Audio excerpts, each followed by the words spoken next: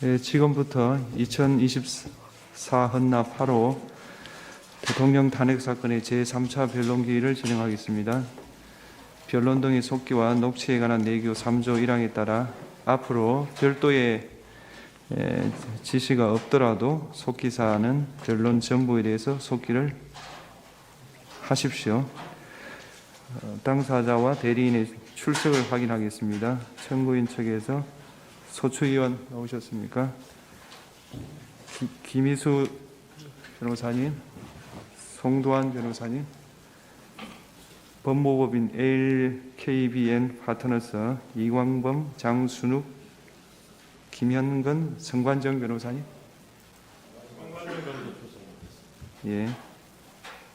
예. 그 다음에 20의 김선유 변호사님, 시민의 김남준 변호사님, 그 다음 도시의 이금규 변호사님, 다산의 서상범 변호사님, 클라스 한결의 박혁, 이원재, 김진환 변호사님,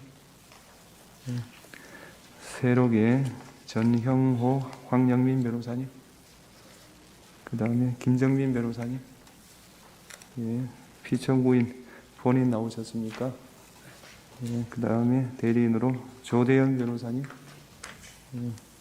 배보연 변호사님, 배진환 변호사님, 도태우 변호사님, 서성근 변호사님, 청령의 윤갑근 변호사님, 삼승의 김계리 변호사님, 에이스 최거훈 변호사님, 선정의 차기환 변호사님, 정상명 변호사님, 그 다음에 송진호 변호사님, 이동찬 변호사님. 혹시 소개 안 된 분이 있습니까? 진행 순서를 말씀드리겠습니다. 지난 기일 이후 제출된 서면을 확인하고 증거 정리를 한 다음에 채택된 증거에 대한 증거 조사를 하는 순서로 진행하겠습니다. 그에 앞서서 피청구인 본인께서 소추 사유에 대한 의견 진술을 희망하신다면 발언 기회를 부여하겠습니다. 어느 정도까지 말씀드려야 될지 모르겠습니다만은 양해해 주시면 제가 일어나서 할까요? 좋으실 대로 하십시오. 그러면 마이크가 이러니까 제가 앉아서 하겠습니다. 편하실 대로 하십시오. 제가 오늘 처음 출석을 했기 때문에 그냥 간단하게만 말씀을 드리겠습니다. 여러 가지 헌법 소송으로 업무도 과중하신데 또 저의 이 탄핵 사건으로 또 이렇게 고생을 하시게 해서 먼저 우리 재판관님들께 송구스러운 마음입니다. 저는 철들고 난 이후로 지금까지 또 특히 공직 생활을 하면서 자유민주주의라는 신념 하나를 확고히 가지고 살아온 사람입니다. 헌법재판소도 이러한 헌법 수호를 위해서 존재하는 기관인 만큼 우리 재판관님들께서 여러모로 잘 살펴주시기를 부탁드리겠습니다. 또 필요한 상황이 되거나 질문이 계시면은 말씀드리도록 하겠습니다. 감사합니다. 말씀 잘 들었습니다. 다음으로 당사자가 지난 기일 이후 제출하신 서면을 확인하겠습니다. 청구인 측에서 1월 16일자 절차 진행에 관한 의견서, 1월 20일자 증거요지 설명서, 영상 증거 설명서, 각 쟁점에 대한 요약 서면으로 1월 20일자 준비 서면 2, 증거 제출서 4, 5, 증거 제출 정인 조지호에 대한 주신문사항 1월 21일자 증거 제출서 6 제출하셨습니다. 피청구인 측에서 1월 17일자 정인 김용현의 송달 장소에 대한 보정서, 1월 17일자 입증 계획 및 증거 제출서, 증거 동영상 재생 등 절차에 관한 의견서, 1월 20일자 증거 설명서 2 내지 6 입증 계획, 각 증거 제출 첨부 자료, 1월 20일자 각 사실조회 신청서 국가정보원 세계선거기관협의회 연수구 선거관리위원회 파주시 선거관리위원회 방송통신위원회 행정안전부 감사원 1월 21일자 각 사실조회 신청 및 문서 제출 명령 신청서 행정안전부 대통령실 국가정보원 1월 20일자 각 문서 제출 명령 신청서 감사원 외교부 한반도 평화교섭본부 북핵정책과 1월 20일자 정인 신청서 1월 20일자 사실조회 신청 및 인정 등본 송부 촉탁 신청서 부산광역시 경찰청 1월 20일자 각 인정 등본 송부 촉탁 신청서 대법원, 수원고등법원, 경찰청, 국가수사본부, 안보수사국 1월 20일자 서정요지 진술 1월 20일자 문서 송부 촉탁 신청서 국가정보원 정인 김용현에 대한 정인 신문사항 그 다음에 오늘 날짜로 소송 위임장 증거설명서 7, 8 재판부 성명사항에 대한 답변 제출하셨습니다. 맞습니까? 네, 맞습니다. 예. 그 다음에 증거 정리 절차를 진행하도록 하겠습니다. 지난 기일에 체부 결정이 보류된 증거에 대하여 증거 체부 절차를 하겠습니다. 피청구인 측은 지난번에 보류하신 갑제 22호증 1부터 갑제 27호증 12까지 증거 인물을 말씀해 주시기 바랍니다. 저기 부동의하겠습니다. 예. 증거로 채택 부동의하겠습니다. 부동의 한다는 뜻입니까? 부동의하는 경우에 갑제 22호증 1 내지 갑제 27호증 12는 중앙선거관리위원회, 과천청사, 선거정보센터, 관악청사, 선거연수원, CCTV 현장 영상으로 비진술 증거로서 전문법칙이 적용되지 않고 현장 상황과 개헌군 등의 동태가 그대로 녹화된 것으로 볼 수 있습니다. 따라서 증거로 채택하겠습니다. 청구인 측은 피청구인 측이 제출한 을제 1호증 1부터 8호증까지 증거 인물을 말씀해 주시기 바랍니다. 네, 저희는 동의는 하고 입증 취지만 부인하겠습니다. 예. 그리고 증거를- 언론 기사에 관해서는 아마 그 중에 언론 기사도 포함되어 있는 것으로 알고 있습니다만 그 부분은 지난번에 재판부에서 밝혀주신 그 기준에 따라 그 당시에 그런 취지의 보도가 있었던 점만 네, 인정하겠습니다. 알겠습니다. 증거로 채택하겠습니다. 그러니까 을제 1호증 2, 을제 5 내지 8호증은 기재 일시에 해당 언론 매체에서 그러한 보도가 있었다는 사실을 증명한 한도 내에서 증거로 채택하고요. 그 다음에 을제 1호증 1은 동의를 했기 때문에 증거로 채택한다. 이런 내용이 되겠습니다. 그 다음에 피청구인 측에서 지난 기일 이후에 을제 3호증의 7 내지 22, 을제 9호증 내지 85호증의 1, 91호증의 3, 결국 91호증의 3까지 제출하셨습니다. 맞습니까? 예. 혹시 인부가 되겠습니까? 저희가 어제 좀 늦게 받아가지고 조금 검토가 필요할 것 같습니다. 일괄해서 당끼리 서면으로 인부 제출하겠습니다. 그렇다면 인부를 내일까지 서면으로 밝혀주십시오. 네, 그렇게 하겠습니다. 그 다음에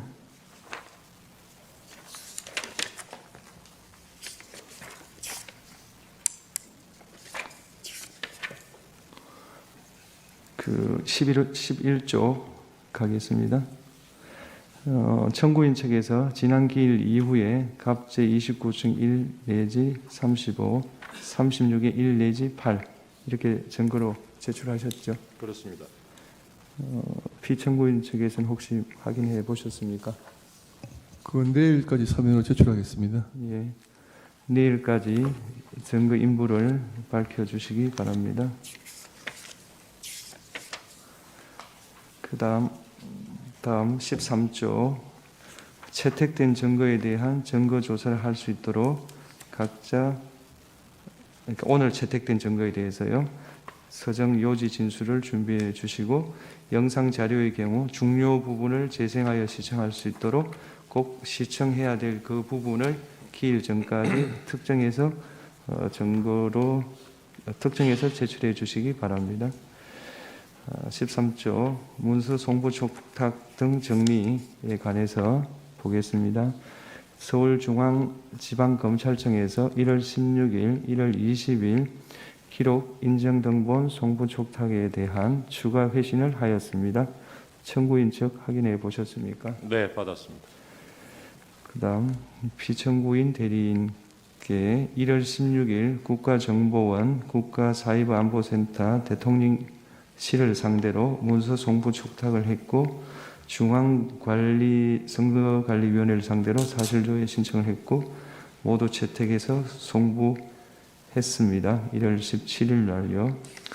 그 다음에 피청구인 측에서 1월 20일자로 아까 말씀드린 대로 사실조회 신청서, 그 다음에 사실조회 신청 및 문서 제출 명령 신청서, 그 다음에 1월 20일자로 문서 제출 명령 신청서, 1월 20일자로 사실조회 신청, 인정등본 송부 촉탁 신청, 1월 20일자로 인정등본 송부 촉탁, 1월 20일자로 문서 송부 촉탁 신청서 제출하셨습니다. 이에 대하여 재판부 평의 결과 우선 행정안전부에 대하여 국무회의록 작성 여부 등을 묻고 관련 자료를 제출하는 내용의 사실조회 신청 및 문서 제출 명령 신청을 사실조회로 일괄하여 채택합니다. 이상민 전 장관에 대한 송달 장소를 묻는 행정안전부에 대한 사실조회 신청을 채택합니다. 대통령실에 대해서 국무회의록 작성 여부를 묻고 관련 자료를 요청하는 사실조회 신청, 문서 제출 명령 신청은 사실조회로 일괄하여 채택하겠습니다. 국가정보원에 대한 사실조회 신청 중 조회사항 1, 2번, 즉 국가사이버안보센터장, 선거관리위원회 사이버보안관리점검 실무 책임자의 각 성명, 송달 장소를 묻는 부분을 채택합니다.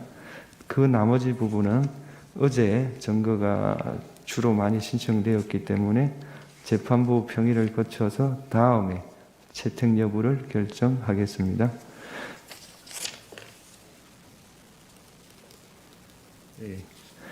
그 다음 정인 신청 관련해서 청구인 측 정인으로 홍장원, 조지호, 곽종근, 이진우, 여인영 채택했고요.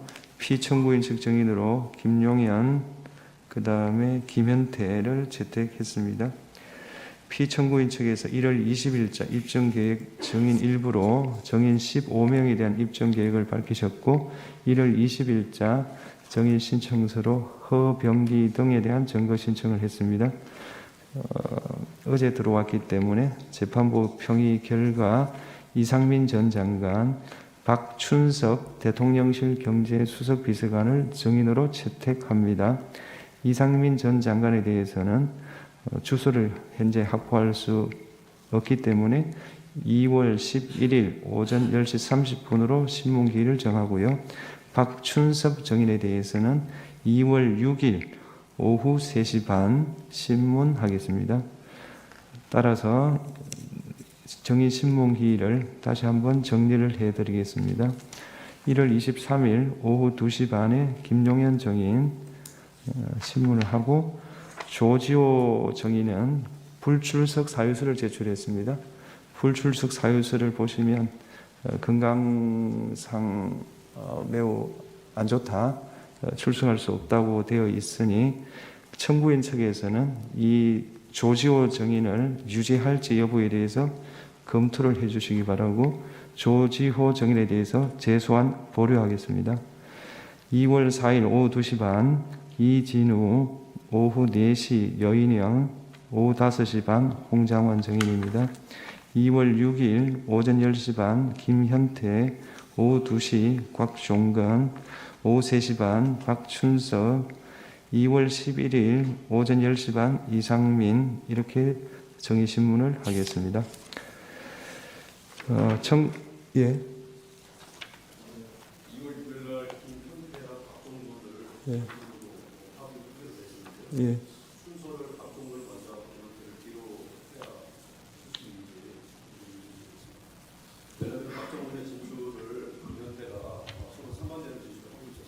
박정훈이 주고 김현태가 그 박정훈의 진술에 대해서 어떤 반대 내용을 진술을 할 것이기 때문에 그거는 좀 힘들 것 같고요. 그걸 감안해서 주신문 반대 신문을 하시면 좋겠습니다. 송달 문제가 그렇게 쉽게 좀 잘 해결이 안 돼서 그렇습니다.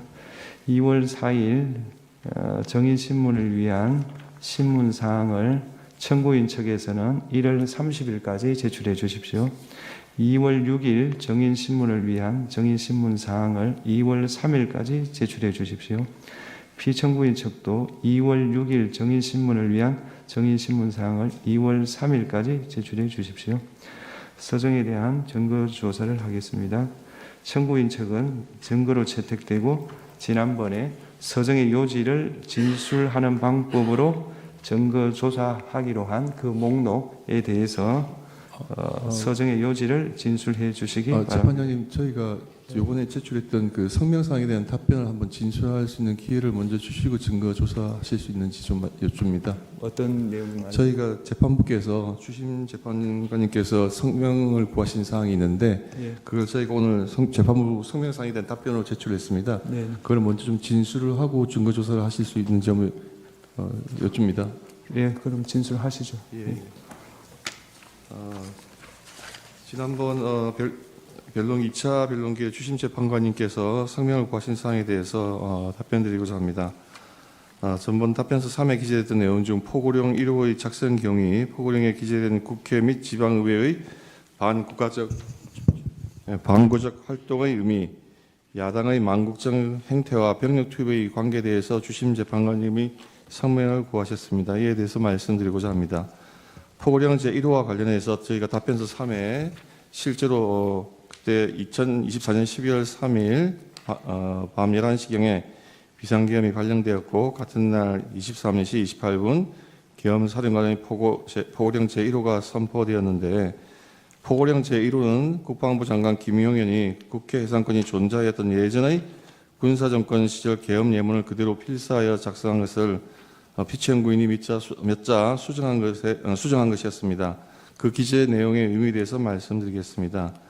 비상계엄은 피청구인이 만국적인 국정마비 상황을 사회 교란으로 인한 행정, 사법의 국가기능 붕괴 상태로 판단하여 계엄령을 발동하되 그 목적은 국민에게 거대 야당의 전무후무한 탄핵 소추 남발, 입법 폭주, 외교 안보 분야의 횡포, 예산의 무차별 삭감 등 국가 이익에 반하는 폐악 행위를 알려 호소하고 이를 멈추도록 호소하고 경고하고자 하는 것이었고 그럼으로써 자유민주주의 헌정 질서의 붕괴를 막고 국가 기능을 정상화하고자 하는 것이었습니다.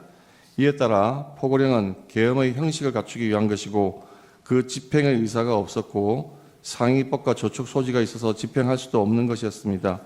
포고령 집행의 구체적인 의사가 없었으므로 실행할 계획도 없었고 포고령을 집행할 집행기구 구성이 전혀 포함되지 않은 것이었습니다. 그리하여 포고령 제1호는 계엄의 형식을 갖추기 위하여 김용현 장관이 초안을 잡아 피청군이 검토 수정한 것인데 김용현 장관이 계엄령 선례를 참고하여 작성하였던 것으로 기억하고 있고 피청구인이 그에 대하여 검토하면서 야간 통행 금지 조항이 있던 것을 삭제한 것으로 생각됩니다. 그 국회 및 지방의회 활동 금지의 범위에 대해서 말씀드리겠습니다. 계엄법 제9조의 제1항은 비상계엄 지역 하에서 계엄 사령관은 군사상 필요할 때 체포, 구금, 압수수색, 거주 이전, 언론, 출판, 집회 결사 또는 단체 행동에 대해서 특별한 조치를 할 수 있고 이 경우 계엄 사령관은 조치 내용을 공고해야 한다고 규정하고 있습니다.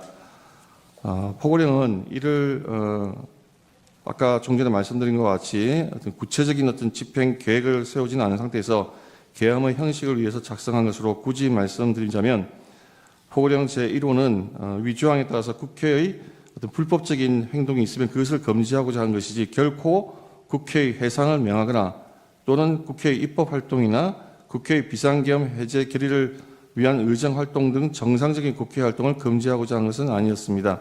실제 국회는 아무런 방해 없이 평화적으로 비상계엄 해제 결의를 하였고 피청구인은 이에 따라서 비상계엄을 해제하였습니다.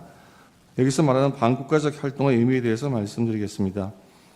포고령 제1호에 있는 반국가적 행위의 의미는 국가 안보 측면만을 말하는 것이 아니라 국익을 해하여 나라의 위기를 초래하는 일체의 행위를 포함하는 포괄적인 개념으로 사용한 것입니다.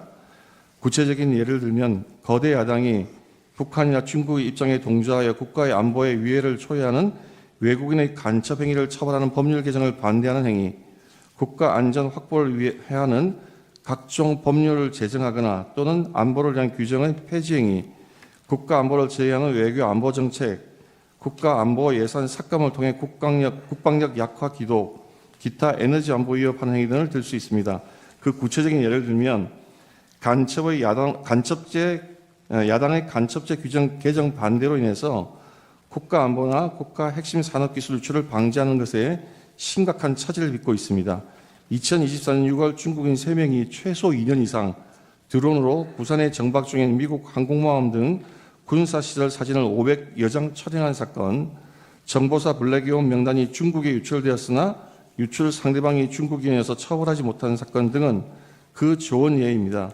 나아가 국가 산업의 핵심 기술이 중국에 유출되어도 간첩죄로 처벌할 길이 없습니다. 야당은 현재도 간첩죄 규정의 개정에 반대하고 있고 이로 인해서 중국의 간첩들은 한국에서 활개치고 있습니다. 러시아 우크라이나 전쟁이 장기화되면서 북한, 러시아, 중국이 밀착하는 가운데 대통령이 국가 안보를 위해 한미일 군사 합동훈련하는 것을 전쟁광으로 매대하여 1차 탄핵 소추안에서는 그 사유로 삼기도 했습니다. 현대전은 드론의 등장으로 양상이 바뀌고 있고 피청구인이 우크라이나에 참관단을 보내려 하자 국방장관을 탄핵하겠다고 위협했습니다. 우크라이나 전쟁에는 1만 명 이상의 북한군이 파견되어 있으므로 북한군의 작전 체계, 전투 능력에 대한 정보 수집은 우리나라 국가 안보를 위해서 매우 중요합니다. 국가 안보를 위해 우방국의 현대전에서 교훈을 얻기 위해 참관단 파견을 방해하려는 거대 야당의 저의가 무엇인지 묻지 않을 수가 없습니다. 또 거대 야당은 방산물자를 수출할 때 국회의 동의를 받도록 하는 방해사업법 개정안을 당론으로 추진하고 있습니다. 방산 수출의 관건인 신속한 대응이 어려워지고 기밀 유지가 불가능하기 때문에 방산 수출이 사실상 중지될 수도 있습니다. 이렇게 거대 야당이 반대하면 북한, 중국, 러시아가 원치 않는 자유서약에 대한 방산 협력이 불가능해집니다. 우리나라의 국방과 국익에 막대한 손실이 발생합니다. 거대 야당이 2025년 예상 중 일방적으로 삭감한 4조 1천억 원 대부분이 핵심 국정 과제를 추진하기 위한 예산입니다.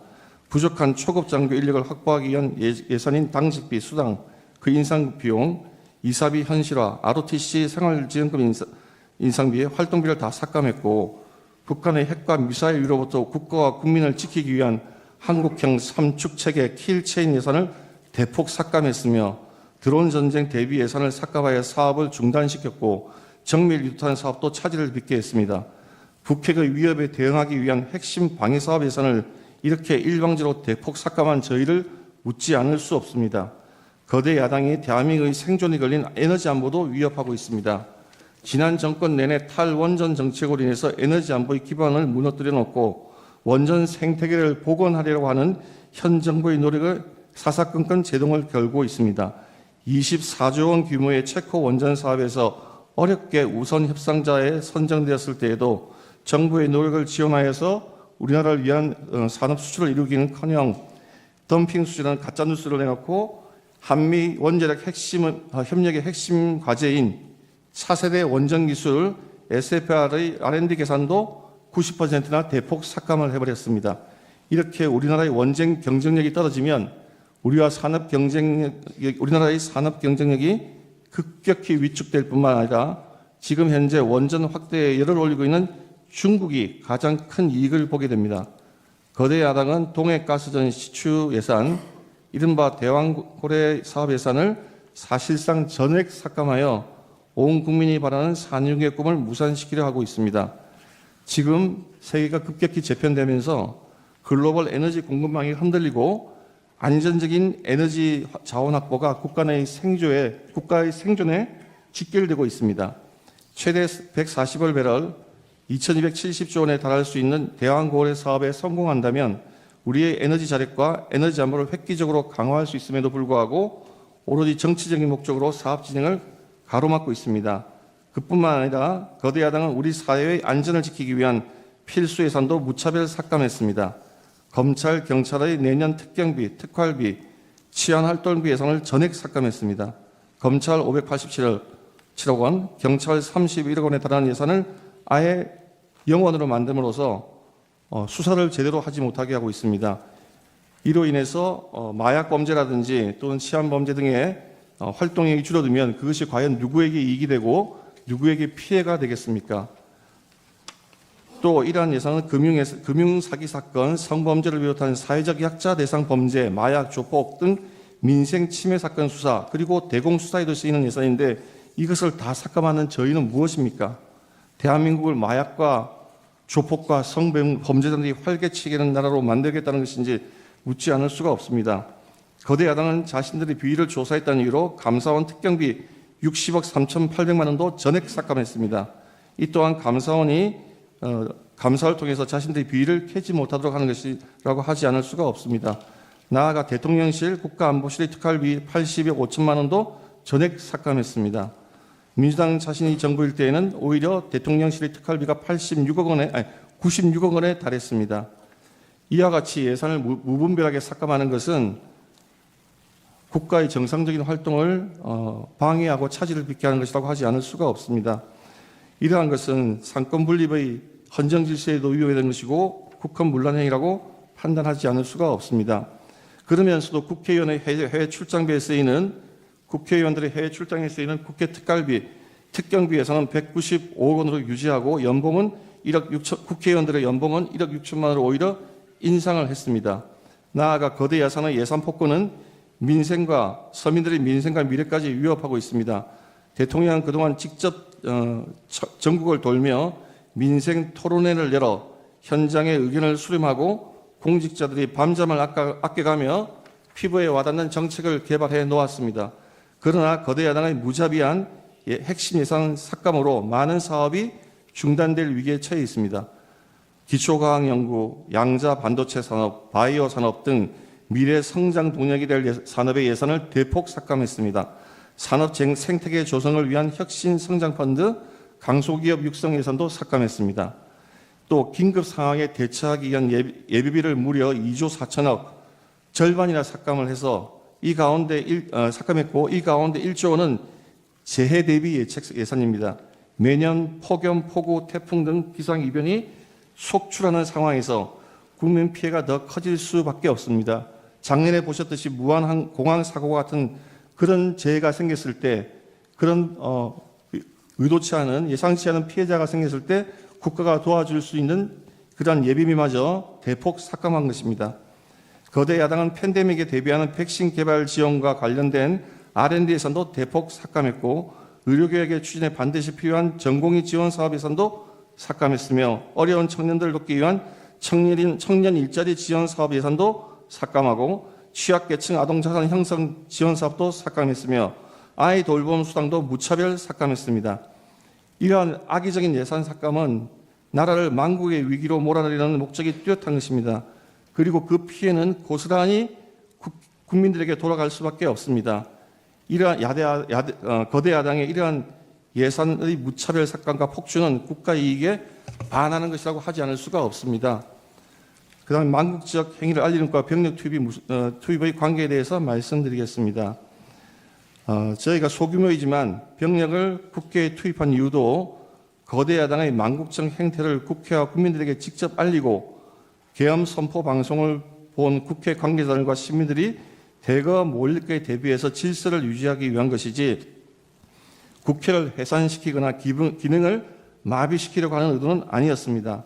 국회의 만행을 국민들에게 직접 알리기 위해 외 병력을 동원하여야 하는 구성명 사항으로 추측이 됩니다.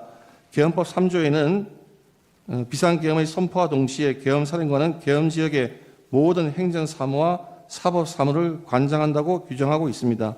따라서 계엄이 선포되면 질서 유지 업무는 계엄사령관이 관장하게 되고, 그렇기 때문에 이 사건 계엄 당시에도 많은 시민들이 몰려들 것이 예상되는 국회의 질서를 대비하기 위해 군이 보충적으로 인원을 파견하고 보다 많은 경찰이 그 외곽 경비를 하게 된 것입니다. 법조인 체포 주장에 대해서 말씀드리겠습니다. 청구인은 아직 이 법조인 체포에 대한 주장이 서면으로 정확하게 제출되지 않아서 정확한 답변은 다 말씀드리기 어렵습니다만, 청구인은 피청구인이 이 사건 계엄 당시 다수의 법조인을 체포하거나 체포하려 하였다고 주장하고 있습니다. 그러나 피청구인은 이 사건 계엄 선포 당시 결코 법조인을 체포 구금하라고 지시한 바가 없고, 실제로 체포된 법조인도 전혀 없습니다. 한동훈 여당 대표를 체포하라든지 우원식 국회의장을 체포하라고 지시한 바가 전혀 없습니다. 나아가 더더욱이나 한동훈 여당 대표를 사살하라고 하는 그런 터무니없는 지시를 한 바도 없는데, 그러한 황당한 가짜 뉴스를 가지고 탄핵 사추 사유로 주장하는 것은 그 부당성에 대해서는 더 말할 필요가 없다고 할 것입니다. 절차 진행에 대해서 말씀드리고자 합니다. 피청구인의 입장에서 가장 강조드리고 싶은 것은 이 사건 계엄 이전에 거대 야당의 횡포로 인해서 국정이 사실상 마비될 정도였다는 것입니다. 그 중에도 중요한 것이 민주당의 탄핵 소추의 남발입니다. 민주당이 탄핵 소추를 남발하여 얼마나 탄핵 소추를 남용하는지 여부가 쟁점이 될 것인데, 그것을 판단하려면 당연히 먼저 소추된 장관, 감사원장, 방통위원장에 대한 탄핵 사건을 심리해 보아야 그 결론이 나야 하지 않겠습니까? 사리가 그러함에도 지금 헌법재판소에서 대통령에 대한 탄핵 사건을 무조건 서두른 데 대해서 대리인들은 그 절차의 적법성과 공정성에 대해서 의문을 가지고자 있다는 것을 말씀드리고자 합니다. 결론적으로 피청구인들 대리인은 평소 헌법재판관인에 대해서 무한한 신뢰와 존경의 마음을 가지고 재판에 임하고 있습니다. 누가 뭐라 해도 헌법재판소는 이 나라의 헌법 그리고 민주적 기본 질서를 보위하는 최고의 보루입니다. 그와 같은 점을 감안하셔서 아무쪼록 재판연가님들 모두 명철한 지혜를 모아 공정하고 올바른 재판을 하여 주셔서 헌정 질서를 더욱더 확립하여 주시기 바랍니다. 예, 청구인 측은 증거로 채택된 지난번에 그 특정한 서정의 요지를 진술해 주시기 바랍니다. 네. 재판장님, 저희 실물 화상기를 좀 사용할 필요가 있어서 네. 자리를 좀 바꿔서 하겠도록 하겠습니다. 하십시오.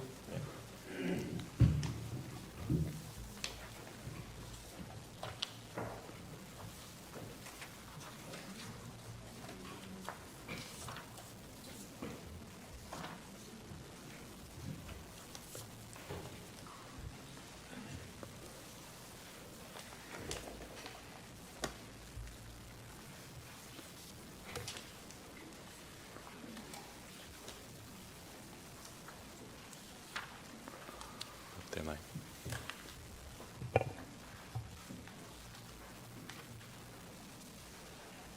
네.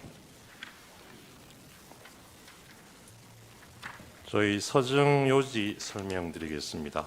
저희가 어제 제출한 증거 요지 설명서 1 서면 같이 보시면서 참조해 주시면 되실 것 같습니다. 우선 갑제 1호증의 1 내지 63까지 각 언론 기사입니다. 이 중에 1호증의 1 내지 18은 12월 3일부터 12월 4일까지 언론 보도 기사로서 비상계엄 선포, 포고령 발표, 국회 비상계엄 해제 요구 결의 당시 국회 출입 통제 및 계엄군에 의한 국회 침탈 상황, 국회의장 등 요인들에 대한 체포 의심 정황, 계엄군의 선관위 침입 상황 등이 당시에 실시간으로 보도된 정황이 담겨 있습니다. 그리고 갑 1호증의 19 내지 41, 1호증의 46 내지 56, 1호증의 58, 1호증의 59 내지 63은 계엄 선포가 있은 후에 사후적으로 확인된 구체적인 중앙선관위 침탈 현황, 국회 침탈 현황, 요인 납치 계획, 개업 사전 모의 현황, 그리고 비상계엄에 앞서 이루어진 국무회의의 위헌 위법성 등을 보도한 각 언론 보도 기사입니다. 그리고 1호증의 42 내지 45는 12월 10일까지 언론 보도 기사인데, 여기는 위헌 위법한 계엄 선포로 인해서 국가 경제 질서가 큰 타격을 입게 되었다는 그런 위기 상황에 대한 내용을 담고 있습니다. 갑 2호증은 계엄사령관 포고령입니다. 이 헌법과 계엄법에 따르더라도 비상계엄 선포할 경우에 넘을 수 없는 내용들이 있는데 이 포고령에는 그런 내용들이 포함되어 있다는 취지입니다. 그리고 갑 3호증의 1 내지 7호증이 각 국회 회의록입니다. 서중별로 글씨가 좀 작게 보이긴 합니다만 주요한 부분 요약해서 말씀드리겠습니다. 3호증의 1은 2024년 12월 11일자 419회 국회 본회의 회의록입니다. 이 본회의 당시 국무총리 한덕수는 비상계엄에 앞서 열린 회의가 절차적 실체적 흠결이 있어서 국무회의로 볼 수 없다는 점, 그리고 회의록이 작성된 적도 없고 국방부 장관이 국무회의에서 계엄 필요성을 건의하는 등의 절차도 전혀 이루어지지 않은 채 비상계엄이 선포되었다는 점을 확인해 주었습니다. 잠깐 그 회의록 해당 부분을 보시면 7쪽, 8쪽에 한덕수 총리가 비상계엄 선포 전에 이 국무회의라고도 부를 수 없는 그 모임에서 참석자 전원이 비상계엄 선포를 반대하였다는 점, 그리고 그 외에도 여러 절차적, 실체적 흠결을 가지고 있다고 생각한다. 이런 취지로 발언한 사실이 확인이 됩니다. 다음 8쪽 넘어가도 될 것 같아요. 24쪽에서는 한덕수 총리가 다른 국무위원들과 함께 피청구인을 설득해서 계엄 선포를 막을 목적으로 피청구인이 아닌 자신이 국무위원들을 소집했다는 내용이 확인이 됩니다. 그리고 43쪽에는 이 당시에 계엄사령관에 대한 심의도 전혀 거치지 않았다는 점이 얘기하고 있습니다. 49쪽에는 결론적으로 이 비상계엄을 선포한 회의는 국무회의로 볼 수 없다고 생각한다. 이런 자신의 생각도 밝히고 있습니다. 61쪽입니다. 한덕수 총리는 국방부 장관이 국무회의 석상에서 계엄의 필요성을 정식으로 건의하지 않았고 정식 심의를 거치지도 않았으며 회의록도 작성된 바 없다고 밝히고 있습니다. 다음 갑 3호증의 2입니다. 12월 13일자 제319회 419회 국회 본회의 회의록입니다. 이날 한덕수 총리, 최상목 부총리, 선관위원장, 중앙선관위원장 노태악, 외교부 장관, 법무부 차관이 출석해서 계엄 당시 상황에 관한 발언을 했습니다. 여기서 중앙선관위원장 노태악은 계엄군의 선관위 무단 점거, 서버 탈취 시도가 위법 반응에 해당한다는 점이 명백하다고 진술을 해줬고 선관위 시스템상 부정선거가 불가능하다는 점도 확인을 해주었습니다. 그리고 외교부 장관 조태열은 비상계엄 선포 전에 피청구인으로부터 재외공간 관련 이런 단어가 포함된 3, 4줄 정도의 내용에 기재된 쪽지를 받았다는 얘기가 있고, 그리고 경제부총리 최상목은 재정자금 유동성 확보를 잘 하라는 취지가 적힌 종이를 건네받았다는 점을 진술을 했습니다. 최상목 당시 부총리가 받았다는 이 쪽지는 최근에 확인된 수사기관에 제출했던 내용과는 그 내용이 상당히 다르다는 부분도 나중에 말씀드릴 기회가 있을 것 같습니다.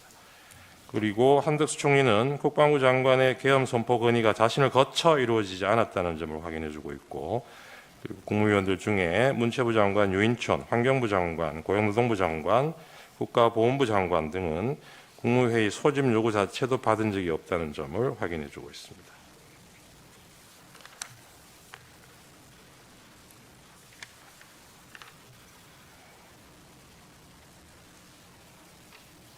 예, 그 요약한 부분으로 가름을 하고 이 부분은 3호증의 2는 이걸로 가름을 하겠습니다.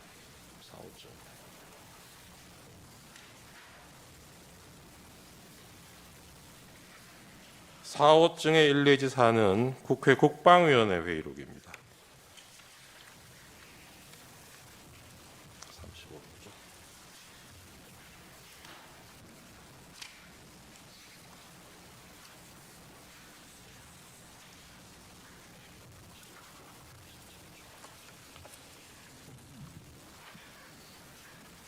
4호증의 1은 2024년 9월 2일자 국회 국방위원회 회의록인데요. 이날은 당시 국방부 장관 후보자였던 김영현에 대한 인사청문회가 열린 날입니다. 이 자리에서 김영현은 국민이 계엄을 용납하지 않고 군도 따르지 않을 것이다.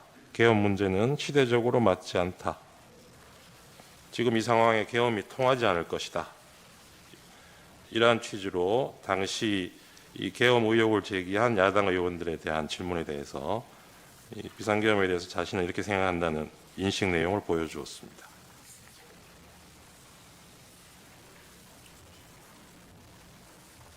네, 그 내용 간단하게 지금 실문 화상기에서 확인하실 수 있습니다.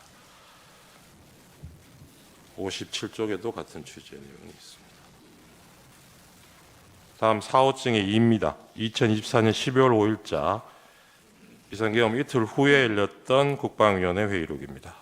이 자리에 계엄사령관, 국군참모총장 박안수, 국방부 차관, 현재 장관 직무대행을 하고 있는 김선호, 그리고 국방부 기획관리관 등이 출석을 해서 계엄 당시의 상황에 관해서 진술을 했습니다. 이 자리에서 국군참모총장 박안수는 포고령을 비상계엄 선포된 이후인 10시 30분부터 11시 사이에 처음 받고 김영현 장관으로부터 건네받았다는 점, 그리고 자신이 계엄사령관이 된 후에 특전사령관, 방척사령관, 수방사령관, 경찰청장과 여러 차례 통화한 사실을 진술하고 있습니다.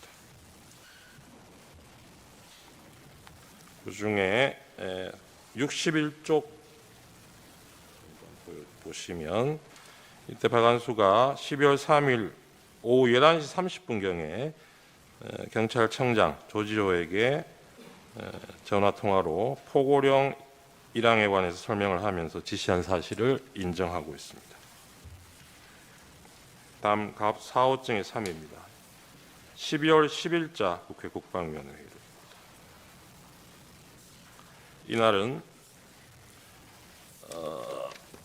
육군 특전사 707 특임단장 김현태, 그리고 수방사 1경비 단장, 정보사 문상호 사령관, 특전사 곽종근 사령관, 그리고 특수전사령부 10수여단장 이상현, 특전사 특수작전항공단장 김세운, 수방사 군사경찰단장 김창학 등이 진술해서 당시에 실제적으로 이루어졌던 이 계엄군들의 실제 내용, 활동 내용을 진술하였습니다. 그중에 주요한 부분을 보면 곽종근은 피청구인인 대통령이 12월 4일 비화폰을 이용해서 자신에게 국회에 투입 중인 707 특수임무단의 이동 상황을 물어본 사실, 그리고 날이 바뀌어서 12월 4일 00시 30분부터 40분경 사이에 자신에게 다시 전화를 해서 의결 정족수가 아직 안 채워진 것 같다. 빨리 문을 부수고 들어가서 안에 있는 인원들을 끄집어내라 라고 지시한 사실. 그리고 김영현도 그 계엄 이틀 전인 12월 1일 국회 선관위 민주당사 여론조사 꽃 등 6개 시설을 확보할 것을 지시한 사실을 진술한 바 있습니다. 그리고 특전사 707 특임단장 김현태는 이 사령관인 곽종근이 이 계엄 선포 직후에 그날 밤에 20차례 이상 자신에게 전화를 해서 국회의원 150명을 넘어서는 안 된다고 말한 사실, 그리고 국회 건물 봉쇄를 지시받고 인원 포방용 케이블 타이를 지참하게 한 사실을 진술하고 있습니다.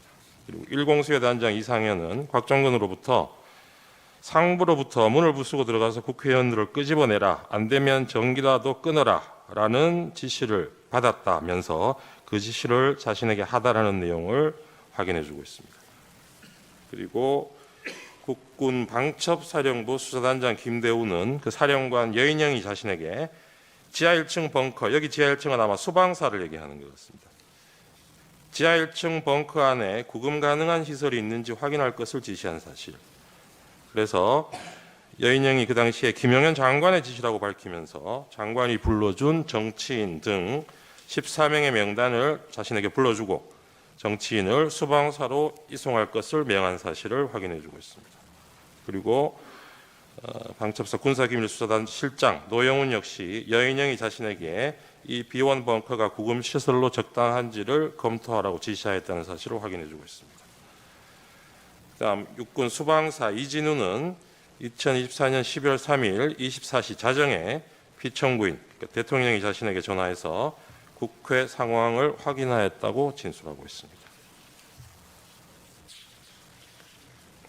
자세한 내용은 페이지별로 요약을 되어 있는 서면을 참조해 주시기 바랍니다. 11쪽에 저희 준비한 서면 11쪽에 122쪽 잠깐 보시면 육군 특수작전 항공단장 김세우는 비행 제한 구역에 대한 헬기 승인을 당시 수방사 합동 방공 작전 통제소로부터 받는다는 점을 확인해 주면서 이 수방사가 보류를 하는 바람에 비행이 늦어서 결과적으로 헬기가 국회에 지연 도착했다는 사실을 확인해 주고 있습니다.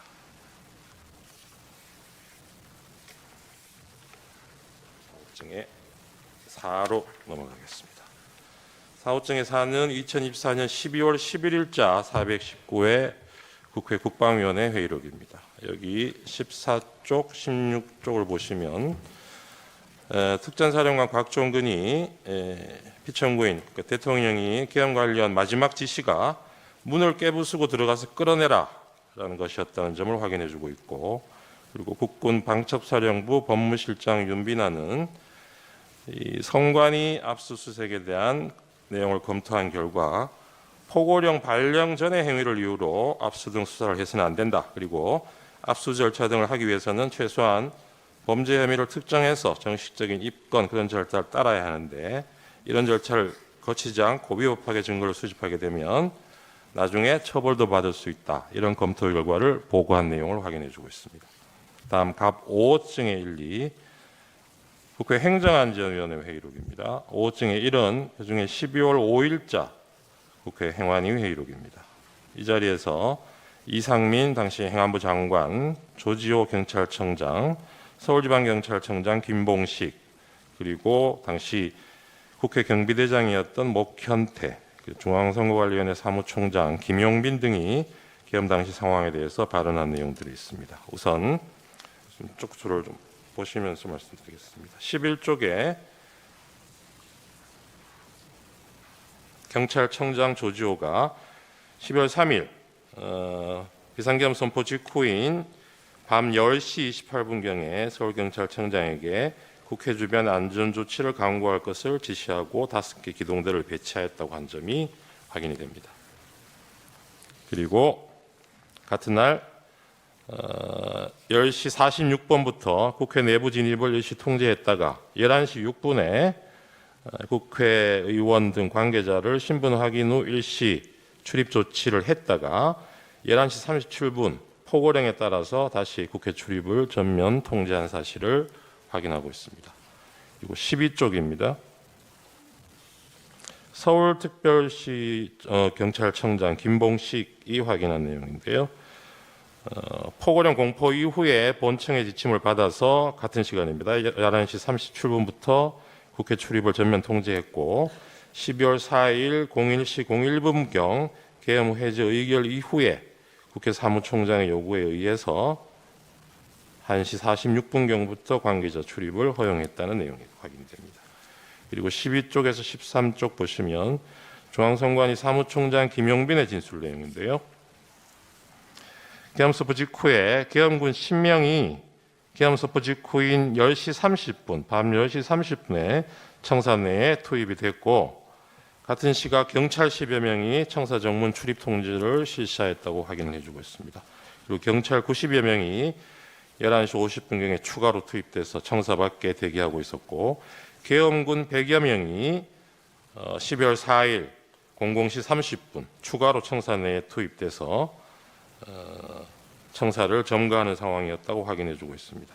그리고 이때 최초 투입된 계엄군 10여 명이 선관위 야간 당직자 등 5명의 핸드폰을 압수하고 행동 감시 및 청사 출입 통제를 실시했다고 확인하고 추가 투입된 100여 명은 1층 로비 등에서 경계 작전을 실시하면서 총 3시간 20여 분간 점거되었다는 사실을 확인해주고 있습니다. 그리고 54쪽에 경찰총장 조지호의 진술 내용입니다. 계엄사령부로부터 주요 포스트인 선거관리위원회에 대한 적절한 조치가 있을 것이라는 요청을 받고 자신의 경력 배치를 지시를 했다는 내용을 확인해주고 있습니다.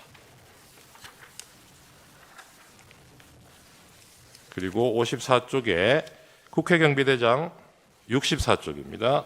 목현태의 진술이 있습니다.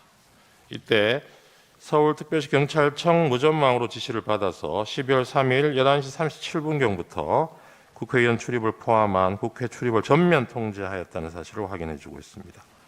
그리고 그 전에 10시 49분부터 국회 외부에서 내부로 들어가는 인원을 원천 차단하는 지시가 내려와서 실제적으로 국회의원 출입도